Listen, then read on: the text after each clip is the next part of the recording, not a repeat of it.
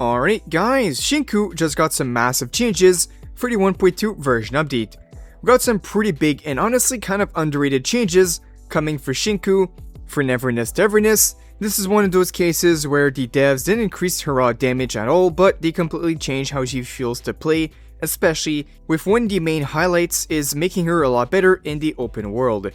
So in today's video, we're going to break down pretty much everything they've adjusted for Shinku right before she comes out in 1.2, changes to her combat loop, how she works in the open world, her passive stacking, clearing speed, and why this is actually a much bigger deal for everyday gameplay than it looks on paper. And real quick before we do get into it and cover the Shinku adjustments, if you guys want to be kept updated on everything Neverness To Everness, especially on the latest updates, we have 1.2 on the way very soon. Make sure to like the video, subscribe, and turn on those notifications so you don't miss out with 24/7 updates of everything NTE right here on the channel. But alright, now with that out the way, let's not waste any time and get into it. First, let's start with the combat adjustments breakdown for Shinku. So for those who don't know, Shinku is actually already released on the CN side, I believe, and this is why they made adjustments before her global release. Here with the announcement, here it says, since the release of Shinku, they've been closely monitoring and gathering the feedback, taking into account the experiences of Shinku in actual combat and the needs regarding her mechanic, and now they optimize basically the stability of her mechanic triggers, her performance during combat, and her gameplay experience in the open world. The adjustments are scheduled to go live following update on July 4th, which can be for the CN side, but now for us, it's going to be on the 8th of July. So let's go over each of the main points here. So the first one here is we have Lone Wolf passive has had its detection range expanded.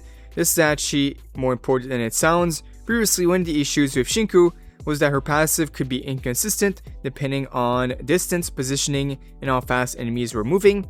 So you'd sometimes lose activation just because enemies were slightly out of range or desynced during movement. Now with the expanded detection range, her passive becomes way more reliable. So in practical terms, less missed procs, less awkward positioning, and more consistent passive uptime in actual combat. And they said it themselves, it's going to result in more consistent passive activation. Alright, next up, this one is probably one of the most important combat fix overall, the second one of the video, is the optimization to her surge accumulation loop and lone wolf trigger logic. This specifically addresses issues caused by projectile travel delays and inconsistent timing. So what does that actually mean for the gameplay? It means her full rotation now flows much better. So basically from the looks of it, it seems that the projectiles would land slightly late, or maybe the triggers wouldn't line up correctly, her combo would feel slightly desynced. Here it says themselves it was inconsistent, and also now basically the overall fluidity of the full damage rotation during combat is going to be much better. Alright, now moving on to the third kit change of the video, we have enhanced experience for the intimidating gaze mechanic. We have adjusted the stacking rules for the intimidating gaze state, allowing stacks to accumulate automatically even when a character is out of combat. So this is actually a pretty big deal, because before you had to actively engage enemies to build stacks efficiently. This now streamlines open world exploration and clearing enemies in the field, improving daily gameplay efficiency. So gonna be a lot better. You clear miles faster, your farming routes become way more efficient, and daily gameplay of this character is gonna be much better. Because previously, without these changes, she wasn't that crazy for farming the open world mobs, but now she is. So overall, a really good change. Alright, now the last change and adjustment of the video for Shinku that they just did for the CN server, we have Ascended Crimson follow-up attack improvements. So we have her Ascended Crimson state also gets some improvements. They've expanded the follow-up attack range and optimized the transition logic, and also improved handling during close range combat.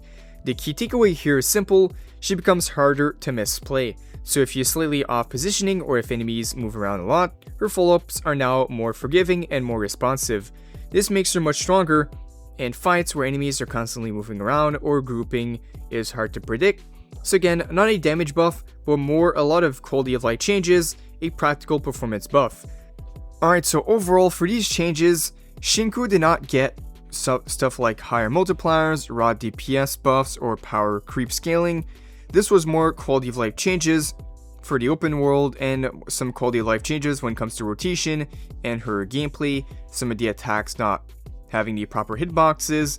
I would say the biggest takeaway here is the open world buff, the fact that she can build these stacks passively out of combat. Previously, this was making it a lot harder to clear the open world content, but now she's going to be looking really good. And of course, this change is already inside the game right now for the CN server, and for us, it's going to be added as soon as the update drops on July 8th. So stay tuned. I'm for sure going to update you guys once we get closer to the update as well. For everything coming out by next week, we'll have a lot to talk about. But overall, not a small bonus that completely changes how frequently you can use your burst in open world as well, with the fact that 8 stacks of her passive, hitting an enemy can roughly restore 50% ultimate energy, so you're getting faster clears and faster ult cycles. So when you put everything together, Shinku doesn't become stronger in a traditional meta DPS way, but she becomes more smoother, better in open world, more self-sustaining, and way less clunky to use casually. So she's going to be looking like a really good character. So for the final summary of the main kit changes, we got the Lone Wolf passive now has better detection range, trigger logic for Surge Loop is much more stable, Intimidating Gaze is now going to stack outside of combat, and Ascendant Crimson follow-up attacks are smoother and more forgiving. So yeah, as I've said, she can be really good, especially for the open world now, because she basically one-shots every monster with her max passive, considering I know most players, a lot of players, 99% of the time, they spend most of the time in open world in this game, and this way, it's way better than any buffs to direct damage in, let's say, the endgame mode, Beyond the Rails instead, because the Beyond the Rails is only a mode you do every 2 weeks, but for open world, it's a lot of the main gameplay for a lot of players, so Shinku is going to be really better in that regard, and especially better value to your account. Also, hitting anything with 8 stacks of passive gives you roughly 50% of the energy back, and if you have her dupe, that means you'll instantly get full ultimate back every time you hit something. So this can be really interesting to see in gameplay and when she launches in the game. For anyone who has a dupe of the character, you're pretty much lucked out. But yeah guys, overall, just a quick breakdown of the latest kit changes they made to Shinku before the official release. Quite happy with the changes, but I want to know what you guys think of these changes. What do you think about these changes, and whether you prefer buffs like this that improves the gameplay feel, quality of life, instead of straight up damage increase, because of the faster rotation and the fact that she can gain ultimate a lot back with the energy regen, with the passives that can be a lot easier to gain. Her damage will actually go up quite a lot because of this. But as always, if you guys did enjoy the breakdown, make sure to like the video, subscribe, and turn on notifications to not miss out, because next week we're gonna have quite a lot of videos to talk about, especially with 1.2 around the corner. But not only 1.2, the 1.3 version update is already being hinted, so we can talk about that as well. So stay tuned. But for now, thank you guys for watching, and I'll see you all in the next one.